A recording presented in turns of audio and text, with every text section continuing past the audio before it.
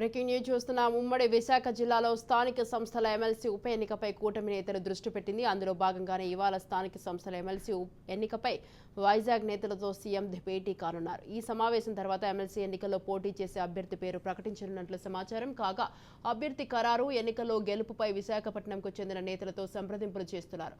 ఇప్పటికే కొందరు కార్పొరేటర్లను తమ వైపుకు ఎన్డీఏ కూటమి పార్టీలు తిప్పుకుంది. స్టాండింగ్ కౌన్సిల్ ఎన్నికల్లో గెలవడంతో ఎమ్మెల్సీ ఎన్నికల్లో గెలుపుపై టీడీపీ ధీమా వ్యక్తం చేస్తోంది.